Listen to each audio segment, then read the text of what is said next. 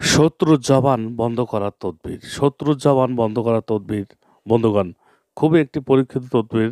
আপনি এই তদবিরটা দ্বারা যে কোনো ব্যক্তির জবান বন্ধ করতে পারবেন। আমাদের আমাদের পরিবারে আছে যে এমন আছে যে যার একটু টাকা পয়সা হয় তার কথাবার্তা অনেক গরম হয়ে যায়।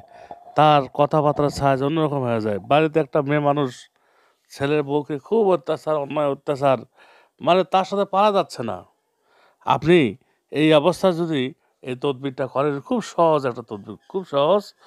আপনি করেন, তার জবানটা বন্ধ হয়ে যাবে। জবানটা এমনই বন্ধ হবে যে অটোমেটিক কথাবার্তা বলা কমে যাবে। আর আপনার সাথে তো তার কোনো তুলনাই হবে না। সে আপনাকে দেখলে ভয় পাবে। মানে কেন যে ভয় পাবে ও নিজেও জানবে না। ওই ব্যক্তি যদি বাঘ হয় না আর আপনি যদি ছাগল হন, তারপরেও আপনাকে ভয় পাবে। কারণ আল্লাহ তাআলার একটা কারিশমা আছে না, একটা আয়াতের একটা বরকত আছে।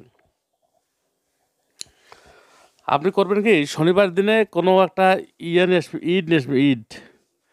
ইটের মধ্যে দেখবেন যে অনেকগুলো ইট আছে, এক রঙের ইট আছে, লাল ইট হয়।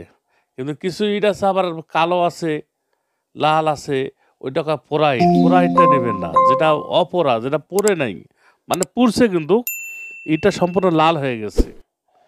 আর যেটা অপোড়া ওইটা হচ্ছে সাদা মাটি, ওটা তো গলে যাবে। হ্যাঁ, ওইটা যদি আপনি নিতে পারেন, যদি মাটিটা মনে করেন যে না, হয়তো রাস্তাতে যাওয়ার সময় মানে ইটের ভাটা আছে, ওখান থেকে একটা ইট নিলে, শুকনা ইট, তারপরও হবে। তো আপনি ওখান থেকে একটা ইট নেবেন, চুরি করলে ভালো হয়, বলে নিলে কাজ হবে না। আপনি চুরি করে আপনি ইট নিয়ে নেন, একটা ইট চুরি করে নেন। যদি সম্ভব না হয়, ওই ভাটার লোক আছে, 100 টাকা ধরায় দেন, ওই আপনার ইট চুরি করে দিবে। তো এই যে নকশাটা না, এটা আপনি ইটের উপর লিখবেন। এইটা ইটের উপর লিখবেন, লেখার পর আপনি ঘুম থেকে উঠেই নকশাটা আপনি শুধু একদিন লিখবেন। লিখে একটা ছুরি নেবেন, ছুরিটা যেন 2 পাশে ধার থাকে। এই ছুরিটা আপনি বানায় নেবেন, কোনো লেদে হোক, কোনো কামারের কাছে হোক, 2 পাশে ধারালা ছুরি বানায় নেবেন। বানায় নিয়ে আপনি এই ছুরির মাথা দিয়া এই নকশাটা ইটের মধ্যে লিখবেন। ইটে লেখার পর এই নকশার নিচে কিন্তু ওই যে যার জবানটা বন্ধ করবেন, ওই ব্যক্তির নাম লিখতে হবে। নাম আর মায়ের নাম। হে খোদা, অমুকের অমুকের অমুক ব্যক্তি, তুমি জবান বন্ধ করে দাও। শুধু এটা লিখবেন আপনি।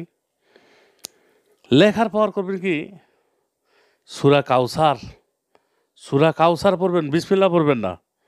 সূরা কাউসার পরে ছুরির মাথা দিয়া এক নিঃশ্বাসে জোরে একটা টান দিবেন। তো দেখবেন যে এইভাবে আপনি 3 থেকে 7 বার পড়বেন। পড়ে আপনি একটা করে টান দিবেন, দম ছাড়বেন না। দম ছেড়ে আপনি পড়েন, সূরা কাউসার পড়েন, তো সূরার টান দেবেন, তখন যেন নিঃশ্বাসটা বন্ধ থাকে।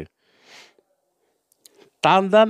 এইভাবে যদি 3 বার 7 বার আজকে করলেন, কালকে আবার 3 বার 7 বার টান দিবেন। এভাবে করেন, 3 থেকে 7 দিনের ভিতরে শত্রু জবান বন্ধ হয়ে যাবে ইনশাল্লাহ। পরে ইটটা পানিতে ফেলাই দিবেন।